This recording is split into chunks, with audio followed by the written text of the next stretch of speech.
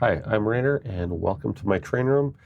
Today I'm going to try to build a cabin or two to go around my little northern lake scene up there. Right now it's just water, well, poured water, and very barren landscape. So I'm going to try to build one of these. They're little wooden laser cut kits that I bought on eBay sometime last winter. I've never opened it before this, so let's see how this looks. I guess it's probably better if I cut the tape on all sides.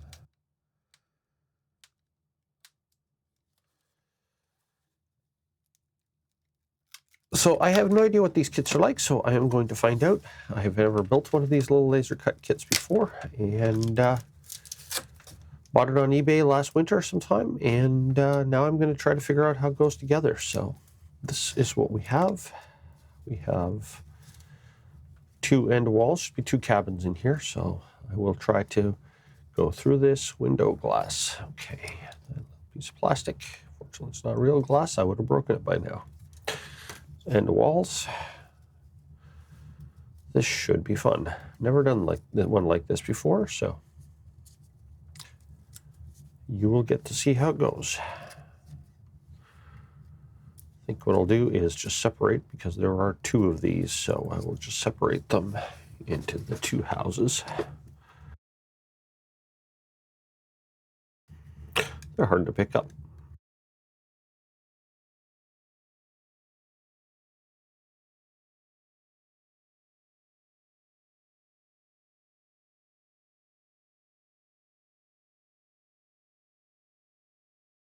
So this is, I guess, the seller I bought them from. It's been such a long time that I couldn't even remember. All I knew was that I got them on eBay. So assuming he's still selling them online, and once you see this, maybe it's something you want to get for yourself.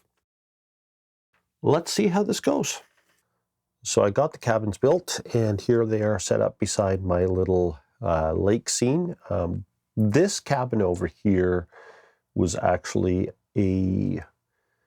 it was a resin cast building that I can't remember who it came from, maybe Sylvan Scale Models, but I'm not sure. But it was rescued from my previous layout. I built this many years ago. I'd kept that. It has a little grain of wheat light bulb inside it and a little person looking out that window. I don't know if it's visible in this shot. When I turn the lights on inside, they actually are on inside, but when I turn the overhead lights off, you might be able to see it a little bit more. And then these two cabins. Now this one I built first, and then I built this one second. This one I built it with the door open, and this I built it with the door closed. Easy to do either way.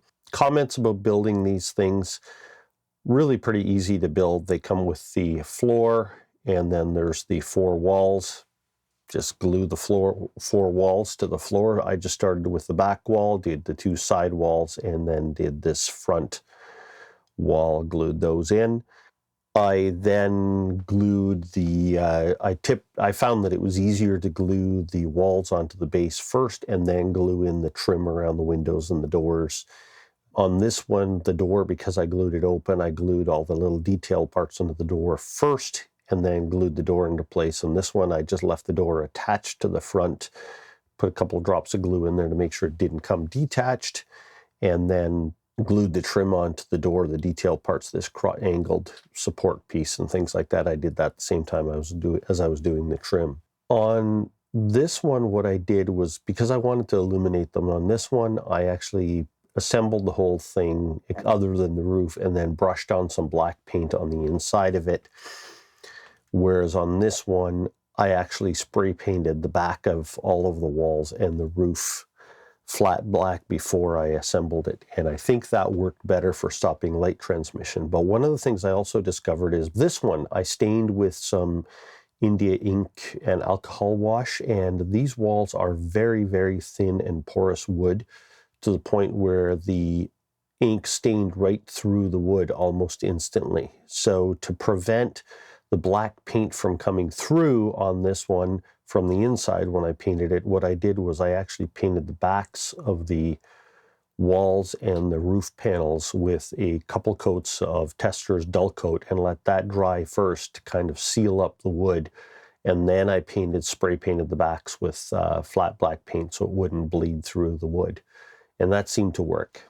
The outside on both of them was actually painted after that with a wash of some Tamiya. This was more of a gray and this was more of a brown paint that was watered down or diluted with some isopropyl alcohol. And the roof was the same kind of a treatment, a gray paint diluted with isopropyl alcohol.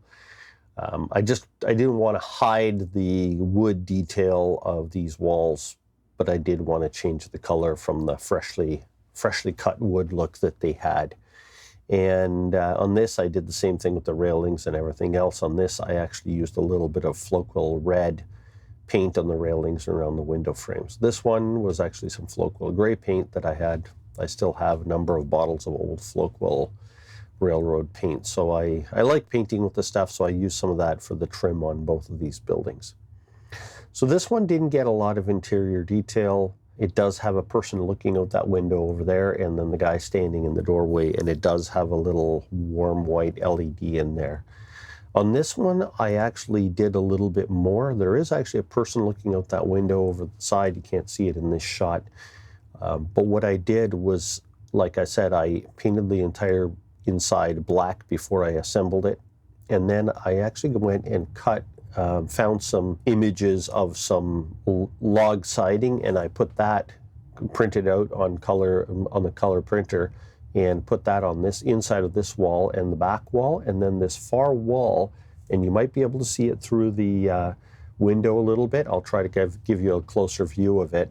I actually found an image of some bookshelves with some old books on it, and I printed that and put that on the inside of this wall. So when you look in through this window, it looks like there's a whole, like, bookshelves lining this back wall, which hopefully makes one of my daughters happy. She's a librarian and is really into books, and her whole living room is full of books. So kind of got that idea of just doing the one wall in there just full of books. Anyway, they are here, not difficult at all to assemble, but you do need to be careful. They do fit together pretty well, but the wood is very, very thin and very fragile, so you have to be careful with it. On this cabin, because I did it first, I have a few more issues with light leakage coming through, and because I built it first and saw the problems, I was able to address them on this one. The side wall over here didn't fit to the floor quite as tight as I wanted it, so I actually glued in a little piece of trim on the inside of the wall to make sure the light didn't come through the bottom. Next steps on here, what I'm going to do is I'm going to be putting in some grass along the outside of it and putting some trees here and things like that, so that it'll kind of make them look like they're set into the trees. That's the plan, and I will be building some kind of a dock out here in front on the water as well. I'm going to try to give you a little bit of a night shot here. I'm going to try turning the lights off, and as always, thank you for watching, and see you next time.